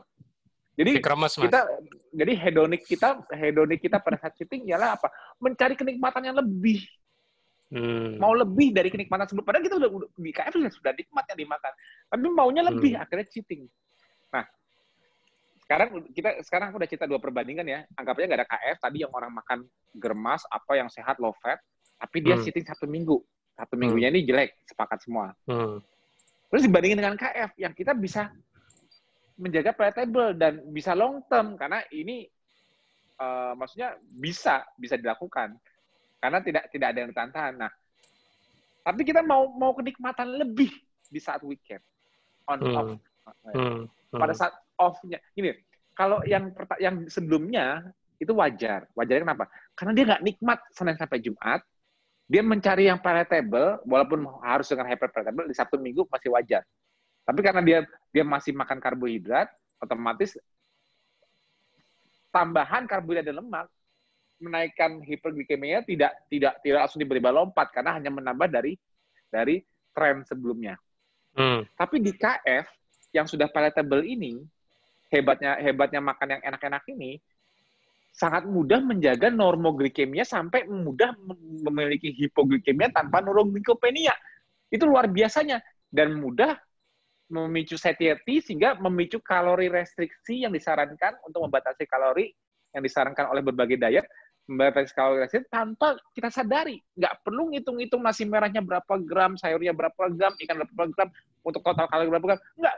Makan di jendela makan yang enak menurutmu, nanti perutmu bilang stop. Kenapa? Kalau itu real food, nggak cepat terserap. Real food yang harus didigest dulu di lambung dengan asam lambung, pasti nggak bisa terlalu banyak kita makan real food. Kenapa? Karena stretch-nya lebih cepat. Kita pasti kenyang udah. Padahal baru makan 4 ayam goreng, baru makan 4 opor ayam, tapi udah kenyang ya. Kayak kita di stopin sendiri. Ya, manusia juga gitu nature-nya. Saat dulu manusia jadi masa lalu kan nggak ada yang ngajarin mereka diet, nggak ada yang ngajarin mereka kalori restriction. Hati-hati, yang paling sehat itu ialah kalori restriction. Dengan pembatasan kalori restriction ini terbukti secara saintifik memperpanjang umur berbagai spesies di muka bumi, mulai dites dari spesies lalat sampai ulet sampai apapun itu semua dites. Kalau dibikin kalori restriction dibanding dengan dua spesies sama, dibanding dengan 2 trial, yang ini dibebasin, yang ini dibatasi kalori, terbukti berbagai spesies agingnya dia mortalitasnya lebih rendah yang kalori restriction, artinya mereka umurnya bisa lebih lama. Nah, tapi kan ilmu ini kan nggak ada dulu, nggak adil dong alam, nggak adil dong kalau ilmu, berarti cuma orang modern aja yang sudah terimpact dengan ilmu kalori restriction ini bisa punya umur panjang ratusan tahun, yang benar, enggak kan? Enggak kan? Nah, makanya ancestor kita mengalami kalori restriction, pembatasan kalorinya ya karena alam. Karena makanannya mesti dicari dulu, butuh waktu. Saat ditemukan makanannya juga jarang proses food dan susah menemukan karbohidrat. Kan nggak tiba-tiba, ketemu sawah yang siap dipetik, tinggal dimakan di tempat. Kan nggak, padi pun liar, jagung pun liar, nggak tahu di mana. Gitu. Jadi pada saat mereka di setting oleh alam seperti itu, kalori restriction-nya itu mereka terjadi secara alami. Nah, karena secara alami, mereka makannya juga mudah mempertahankan normoglikemia sampai normoglikemia mereka itu mudah dilakukan. Kenapa? Karena mereka nggak sadar. Gue nggak tahu, dulu nggak ada pengecek gula darah. Tapi normoglikemia bagi alam itu mudah kalau kamu mengikuti nature-nya itu seperti apa. Nah, uniknya saat kamu melakukan KF, kemampuan normoglikemia yang lebih kuat ini juga disertai kelemahan. Kenapa? Dibanding makan nasi merah dan sayur yang low fat, itu memang untuk normoglikemia, mempertahankan gula darah itu normal. Tapi lebih mudah dan lebih efektif kalau low carb. Tapi di sini mau pakai protein lemaknya berapa, bodo amat, jangan dipikirin dulu. Yang penting low carb itu yang paling efektif untuk menjaga normoglikemia sampai memiliki hipoglikemia tanpa neuroglikopenia. Ngerti nggak maksudnya? Mudah mempertahankan normoglikemia di bawah 100, mudah memiliki hipoglikemia di bawah 80, tapi tanpa neuroglikopenia simptom, tanpa gejala yang sifatnya patofisiologi kalau udah kayak gitu, udah patologis. Nah, jadi kan lebih bagus lagi kan dalam memiliki rata-rata gula darah rendah. Tapi there's a catch. Kenapa? Kenapa kok bisa mudah memiliki gula darah rendah? Kenapa? Karena begitu kamu nggak makan karbo, tubuh kamu harus hemat gula. Di saat kamu masih makan karbo dengan low glycemic index, tubuh kamu tuh belum hemat gula. Belum ada pengganti gula buat otak. Masih ada keton. Otomatis tubuh kamu tidak pernah bisa hemat gula. Yang ada kamu sering mengalami fase-fase hipoglikemia yang bergejala. Akhirnya minum buru-buru. Jadi udah makan nasi merah sama sayur sama low fat, udah itu dikurangin lagi kalori restriction. Akhirnya ada suatu saat di mana gluconeogenesis nggak keep up. Gula yang dimasukin dari makanannya kurang, ketosis nggak terjadi, gluconeogenesis kurang, sempat drop. Ini bergejala neuroglycopenia. Aduh, udah ngurangin makan nasi merah, tiba-tiba kayak ada pusing, teh manis, baru seger lagi. Oh. Jadi sulitnya menjalani kalori restriction di kondisi non ketosis itu sering muncul neuroglycopenia yang kita tidak sadari. Kalau kita kurang makan ya telat makan aja. Ini makanya kita harus benar-benar gula kita nggak boleh terlalu kurang juga. Karena kebutuhan gula itu masih ada terus, tidak ada glucose sparing di kondisi seperti itu. Di kondisi KF, catch-nya itu glucose sparing. Catch-nya itu di situ. Kamu mendapat benefit yang lebih tinggi, tapi that's a catch. Semua tubuh kamu harus bisa mengabaikan gula. Nggak boleh kebutuhan gula tinggi di saat kamu nggak makan karbo. Liver bisa kerja keras buat gula terus nanti. Kan nggak mungkin kan? Yeah. There's a catch. There's a catch pada saat sama-sama cheating. Ngerti nggak? Yeah. There's a catch saat pindah dari palatability. Kalau anggap aja kalau yang tadi makan sayur nasi merah itu anggap aja nggak palatable ya. Yang nggak palatable, tapi ada cheating day. Yang ini palatable, tidak ada cheating day kalau dari aku.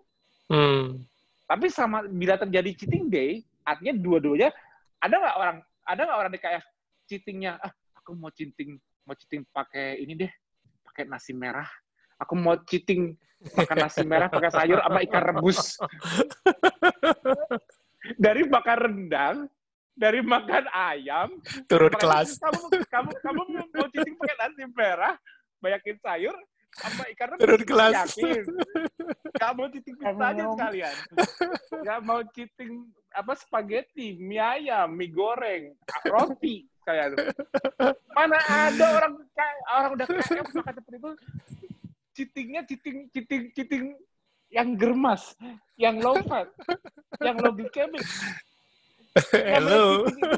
Namanya cheating itu pasti mencari dari palatable, mencari yang hypernya di atas itu. Lebih enak lagi. Kalau yang tadi makan seperti itu, yang di awal, itu jelas. Mereka kenapa 1 minggu itu selalu ada syarat cheating, Sabtu minggu bebas, makan apa aja.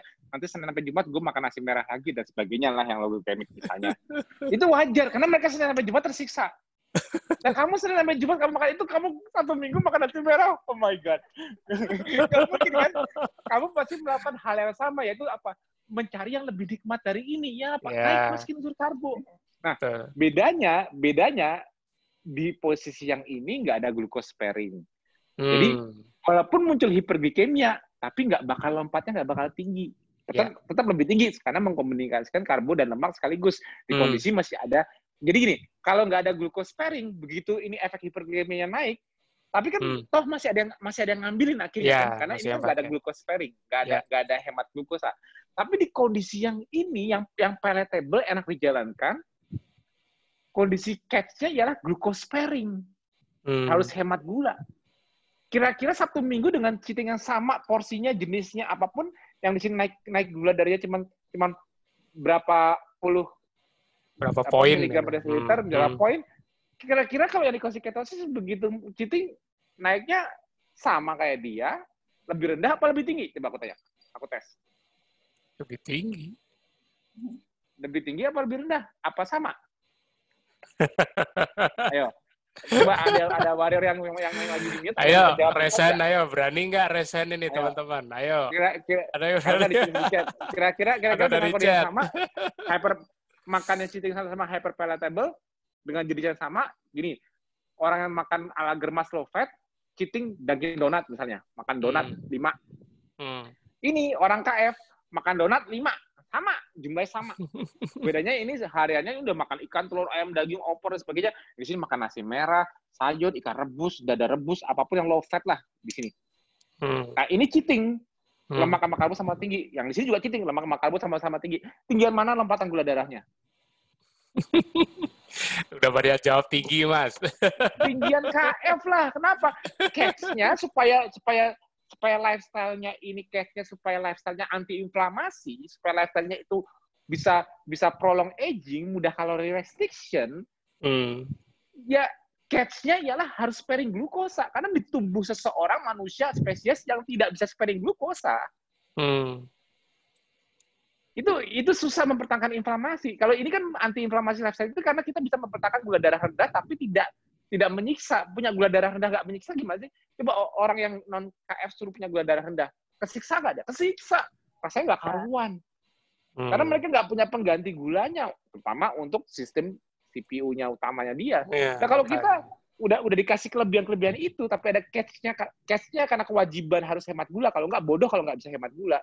Karena malah hancur otot kamu buat gula kalau nggak ada penghematan gula di saat ketosis. Kan bodoh. Pada saat cheating, yang lebih hemat yang ini ya ada masuk ya dibiarin tinggi dulu. Lompat. Nah, efeknya yang buruk dari orang cheating itu apa sih? Hiperglikemia kan? Iya. Di kondisi makan nasi merah sehat dan sebagainya, satu minggu dia cheating lompatan gula darah dia, akhirnya ujungnya dia sakit juga. Kenapa? Karena dia masih sering cheating 1 minggu. Lebih parah mana sama yang udah KF, yang harusnya secara biological kita bisa lebih retard aging karena kita lebih kalori restriction dan kita lebih lebih bisa menjaga normal glikemia. Di kondisi ideal sama-sama yang ini nggak ada cheating, kita juga nggak ada cheating, kita bisa lebih jauh lebih panjang level kesehatan, lebih kesehatan, lebih panjang, lebih sustainable jangka panjang. Secara di luar tadi biological clock of aging-nya jauh lebih bisa di-retard dibanding yang masih makan seperti itu. Tapi kalau sama cheating kita lebih jelek. Ngerti nggak maksudku? Sama-sama cheating, impact-nya ke kita lebih jelek dibanding mereka. Karena tidak ada glucose sparing, bisa hiperglikemianya tidak berlangsung lama-lama. Kita buktiin. Kalau mereka pas begini nih, mudahnya yang bagi yang nggak ngerti fisiologi gini, mereka saat makan nasi merah dan sebagainya itu, 1 minggu mereka kesakitan apa happy? Apa seger? Seger dan happy. Kenapa?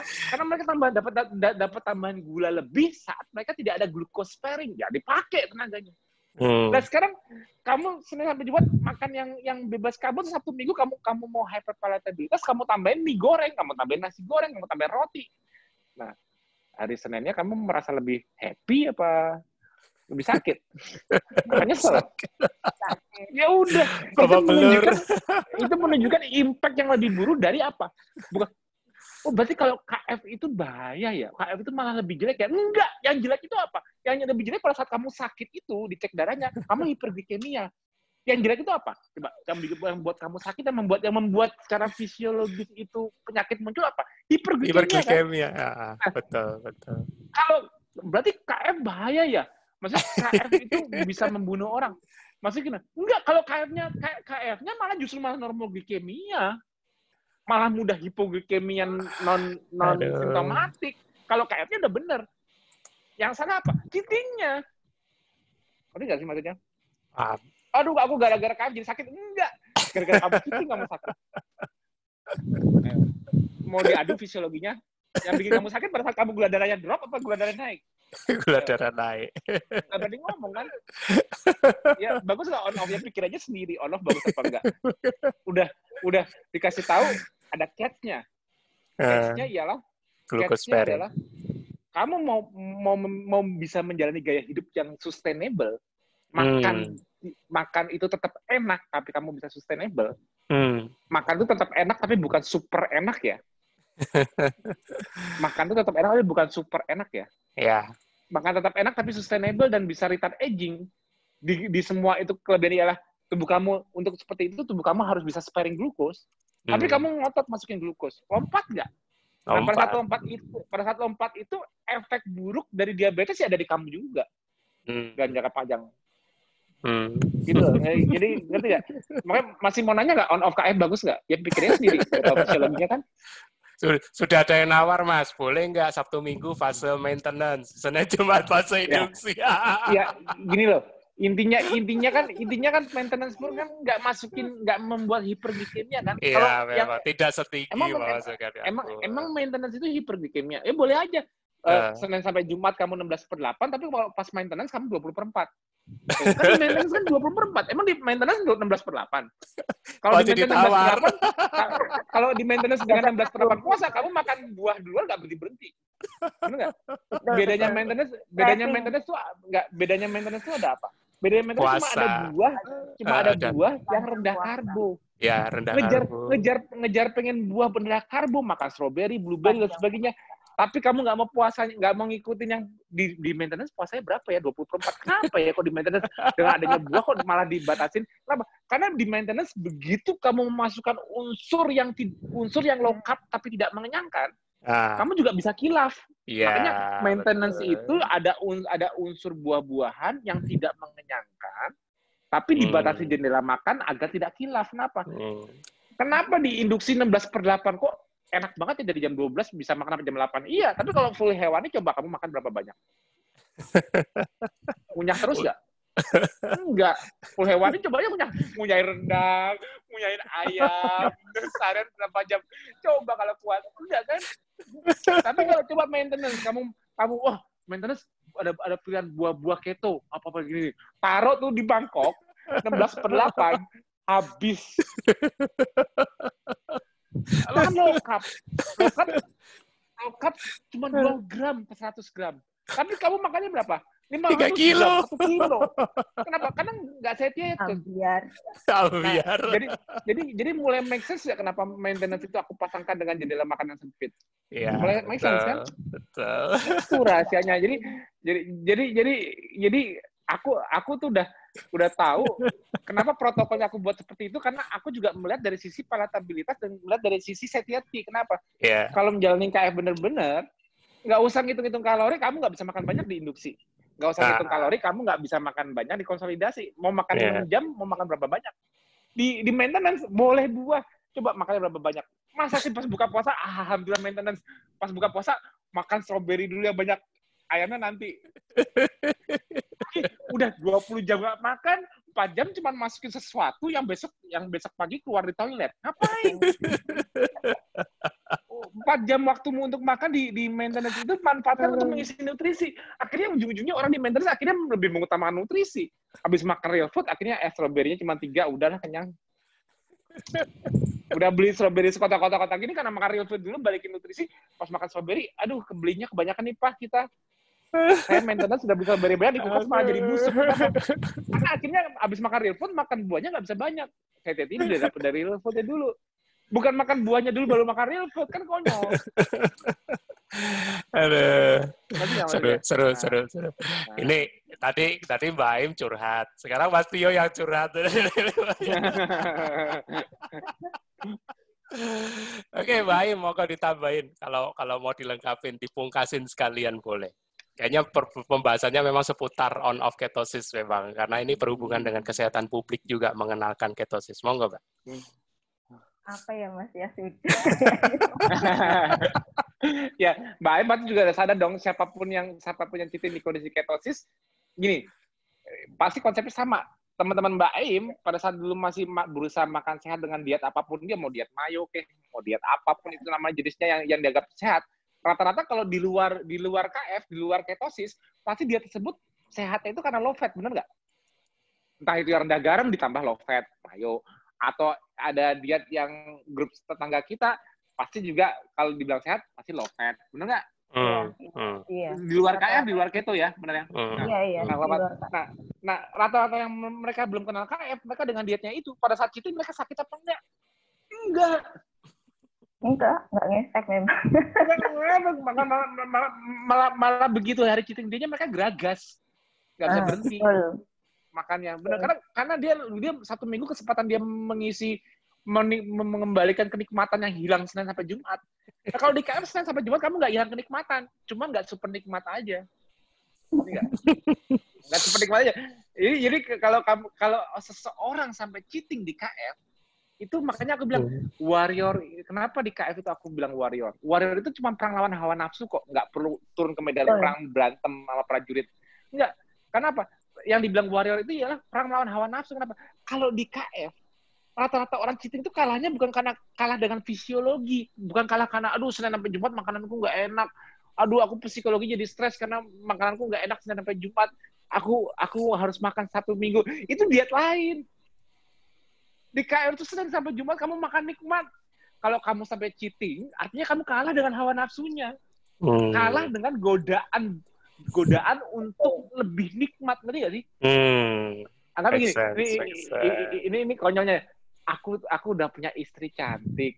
Senin sampai Jumat mau istri. Tapi aku kurang nikmat, 1 minggu aku mau selingkuh, mau cari yang mudaan dikit. Enggak, sekarang gini, apa bedanya sama itu? Bener nggak? Apa bedanya? Yang punya istri nikah resmi, ya kan? Istrinya cantik. Senin Selasa. Senin sama Jumat di rumah istri. Enggak, Senin Selasa berikutnya habis selingkuh ajur lah. Iya. Berarti, gini. Berarti kan sebetulnya cheating itu ialah kita kalah dengan perburuan kenikmatan lebih, bukan kalah kalau yang diet lain wajar lah, aku masih wajar. Aku nawin kalau Senin sampai Jumat kamu makan nasi merah, ikan rebus, ayam rebus, 1 minggu mau cuti, makan pizza, ngomong. Kasihan ngeliatnya gue juga. Tapi kalau Senin sampai Jumat kamu makan opor ayam, rendang, ikan goreng, ayam goreng, 1 minggu masih masukin nyemplungin nasi. Itu kalau nggak karena hawa nafsu doang kan apa? Ayo, ada excuse apa kalian abangku? Ini suhunya langsung loh. Berani nggak justify cheatingmu? Berani nggak justify cheatingmu ke suhunya langsung? Kalau udah digituin. Nggak berani kan? Nggak berani. Speechless sama analoginya Mas Tio. makanya yang kata warrior itu spesifik keluar di KF, kenapa? Karena konsepnya seperti itu. Kamu perlawan hawa nafsu. Yang dibilang warrior ialah cuma memerangi hawa nafsu, bukan memerangi tidak makan enak. Nggak ada itu. Tapi seru ini, pertanyaannya berarti memang motivasi tersembunyinya dalam memperjuangkan nafsu tadi itu. Iya, makanya aku sekalian aja aku kasih analogi. Senin sampai Jumat di rumah istri yang resmi 1 minggu di selingkuhannya. Berarti kan cuman mau kenikmatan lebih doang kan, padahal nggak ada yang kurang dari Senin sampai Jumat itu kan. Iya. Itu loh. Ayo, kalau sebelum cheating pikir lagi deh seperti itu. Sebelum cheating ambil analogi itu supaya kalahnya sama. Bedanya kalau urusan istri kalahnya di mana nggak kasih tahu ya, tapi kalau urusan KF kalahnya di lidah. Nikmat di lidahnya kalah. Kalau itu nikmat yang lain, nikmat di lidah kalah. Oke. Untuk Mas Gembong udah offline loh. Jadi aja Mas Gembong kalau nggak masih online. Aduh Mas, malam ini tema bakal banyak yang tobat ini Mas. Oke. Aduh, makin malam makin seru. Oke. Baim ada tambahan nggak tadi di Mas Tio, tambah analogi yang seru lagi tuh jadinya. Makin speechless juga Baim jadi. Analogi yang bikin mikir gitu, kalau kayak gitu kan masih mikir. Yeah. Oh iya, apa bedanya? Soalnya nggak Mas, aku pernah di Mas sampai yang mau cheating itu kasih excuse gini sama aku Mas. Mas, tapi ini kan semua ciptaan Allah. Kan nggak ada yang diharamkan. Kenapa sih pakai dilarang gini-gini? Sampai maksa-maksa minta dijustify sama aku sebelum cheating, kan lucu. Ngerti nggak? Ya terserah. Kalau Mbak udah nggak tahan banget ya makan aja pisangnya. Daripada stres. Nggak mau disalahin. Kalau aku sakit gimana? Ya sakit rasain sendiri. Kenapa? Konsekuensi. Kan pengen. Mbak ngotot mau makan pisang, Mbak lagi lapar sekarang. Kalau lagi lapar kan nggak makan ayam aja sama telur sama daging, kenyangin. Nggak ada mau ngabis rendang semangkok, aku nggak larang deh, nggak usah kalori restriction. Yang penting jangan masuk pisangnya. Enggak Mas, aku tetap mau pisang. Mau pisang itu karena kamu karena lapar apa karena kamu nafsu yang tidak terbendung? Gitu aja. Dibalikin analogi tadi bingung loh. Iya, bakal taubat sih. Mau ngapain kalau mau ditambahin. Masuk kok. Analoginya masuk. Kalau kita chatting Sabtu Minggu, kan badannya terasa sakit tuh. Senin, Selasa gitu kan. Nah, kalau dianalogikan tadi chatting istri, ketahuan juga sakit semua kan hari ini. Ketahuan juga sakit digebukin itu pertama.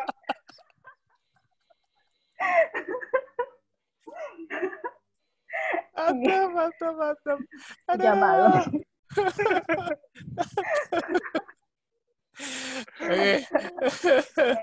Oke. Tapi ini apa ya? Seru. Jadi apa ya? Nggak menyangka sih sesi TFA kali ini, walaupun bukan dokter tapi analoginya mengena banget gitu. Saya yakin banyak yang tobat. Tapi di apa walaupun akhirnya ujungnya lucu, tapi yang pesan gue tadi jangan lupa kenapa kita bisa menjaga normoglikemia, ada catch-nya. Iya. Tapi juga ada lebihnya, dan lebihnya ini jauh lebih manfaat apa?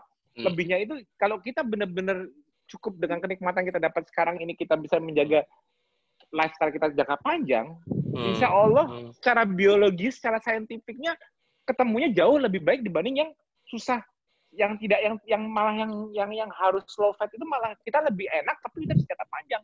Ya, betul. Tapi dengan syarat dua-duanya jangan cheating. Itu kita dapat sesuatu yang bagus long term tapi ada catch-nya. Dibanding kamu yang fight struggle untuk struggle, aku nggak apa-apa, nggak usah KF, aku cuma mau makan gaya hidup saja, makan nasi merah, tapi kalau Sabtu Minggu aku tetap mau cheating. Ya itu sih pilihan hidup, nggak ada yang larang juga sih. Ya tapi intinya kalau mau ditarik ke ancestral lifestyle maupun cara menjalani gini loh. Coba deh, aku yakin deh pasti banyak warrior di sini ya, yang dulunya pernah ikuti berbagai macam diet. Berapa lama kamu bertahan di diet itu? Dan berapa lama kamu sekarang sudah KF? Ya, gini loh. Sangat mudah terjawab. Untuk orang yang menjalankan KF sampai tahunan itu udah banyak. Bentar lagi KF udah 5 tahun. Udah banyak banget ya. Maksudnya kenapa kok orang bisa lama-lama dengan KF sih? Ya karena nggak ada susahnya. Maksudnya karena tidak ada suatu kenikmatan atau secara fisiologi yang menjadi tidak bisa dilakukan, karena kalau KF jadi badannya sakit-sakit, jadi gampang lemes, jadi nggak bisa mikir, jadi lemot gara-gara kurang, nggak karena makan nasi jadi nggak bisa mikir, prestasi menurun, kan nggak ada gangguan, dan makannya jadi nggak enak semua, kan nggak ada kayak gitu. Tapi kalau yang dulu waktu kamu pernah nyobain diet yang apa itu, yang kalau restriction tinggi sayur dan apa, pasti ya kalau namanya diet ya pasti makannya lebih nggak enak deh dibanding yang nggak diet. Nah, satu. Yang kedua, namanya diet ya pasti bawaannya nggak seenak kalau nggak diet, pasti lemes lah, pasti apa. Itu kan fondasi yang kamu pelajari dulu. Setiap kamu udah kegemukan nih dari makan biasa, udah kegemukan nih. Aku mau diet, begitu diet pasti di saat diet apapun itu di luar KF, pasti di saat diet kamu bilang, kok temannya bilang, kok lu kayaknya lesu banget. Iya, gue lagi diet. Kok makan nggak dihabisin, kan lagi diet. Kok lu makan cuma segitu doang? Iya, lu nggak pengen makan kayak gue? Pengen. Kenapa? Kan lagi diet. Kayaknya nggak nikmat gitu, kayak menderita gitu. Kalau apapun dietmu sebelumnya, kalau dibanding dengan normal. Tapi sekarang, lu makan pakai nasi, makan ayam 1. Gua nggak pakai nasi, gua makan ayam 5. Enakan gua. Mahalan piring gua daripada piring lo. Ya kan? Makan di warteg misalnya, nasi ayam 3, nasi ayam 1. Pakai sayur. Kita nggak ngomong harga ya, Secara harga udah pasti kita lebih mahal, anggap aja. Tapi secara ini, lu makan kayak gitu nggak apa-apa lo, nggak kena jantung lo, banyakin dagingnya kayak gitu. Nah, sedangkan yang masih pakai nasi itu pengen makan seperti kita, cuma takut. Karena dia masih ada karbonnya.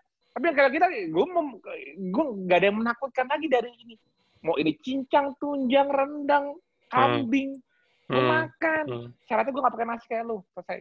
Dan gue nanti stop sendiri kalau udah kenyang. Nah, itu loh, makanya palatabilitasnya nggak hilang. Di KF tuh nggak hilang palatabilitas, cuman mohon. Jangan kena sama hawa nafsunya. Jangan jadi berlebihan nafsu makan. Nafsu itu sudah, nafsumu bakal terpenuhi, tapi tidak perlu ditambah-tambah lagi dengan nafsu yang tergoda dengan apa itu. Itu udah pasti kamu makan sama hawa nafsu, nggak ada kalah sama fisiologi apa-apa. Percaya sama aku deh. Psikologi maupun fisiologi nggak ada yang kalah kalau jalanin KF. Kalahnya itu terlalu pengen dapat over nikmat aja. Udah itu. Kalau udah over nikmat terus kamu sakit, terus kamu nyalain KF, ya kamu nyari justify untuk kekalahanmu dengan hawa nafsu. Itu doang. Yes. Ya kan? Apalagi. Yes. Ya, itu powerful statement itu. jadi menyalahkan warrior, not a warrior. Menyalahkan KF karena mengalami gejala patologis karena hiperglikemia, karena cheating, ya kan? Yang salah itu yang pada saat dia sakit, yang salah kan hiperglikemia, bukan normoglikemia gini. Betul. Jangan dilihat abis KF tuh dia cheating terus dia sakit, enggak. Yang dilihat ialah pas kamu sakit, kamu normoglikemia apa hiperglikemia fisiologi. Nah, itu ya, lagi. Hiperglikemia sih ya. Ya udah, berarti yang salah hiperglikemia. Kalau kamu KF, kira-kira kamu hiperglikemia nggak? Enggak. Ya udah. Berarti itu dia. Berarti kamu salah di kondisi hiperglikemia, bukan salah di kondisi normoglikemia loh. Iya, betul. Secara fisiologi nggak salah. Kamu nggak mungkin hiperglikemia kalau kamu KF karena KF menjaga normoglikemia ke bawah. Selesai.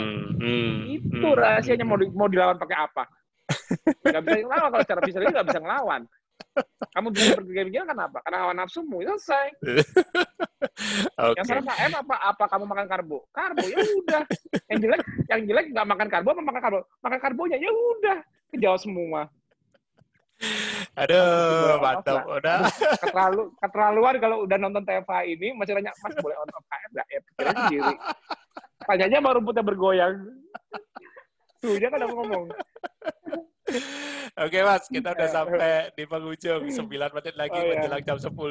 Monggo Mbak Aim bisa closing statement dan sedikit memberi pencerahan tentang kesehatan publik, karena ini teman-teman kan juga bagian dari lingkungan ya, seperti yang tadi di segitiga epidemiologi. Monggo Mbak. Ya, terima kasih Mas Bobi. Jadi yang ini kan rata-rata umurnya juga saya rasa sudah 30 ke atas ya. Jadi selama ini apa yang kita konsumsi sekarang tidak akan menjadi langsung menjadi penyakit, kecuali beberapa kejadian misalkan yaitu tadi kayak semacam tertabrak gitu kan langsung kelihatan sakit berdarah. Tapi kalau misalkan apa yang kita makan sekarang kemungkinan akan berdampak kepada tubuh kita kurang lebih bisa puluhan tahun baru menimbulkan gejala atau penyakit di dalam tubuh kita.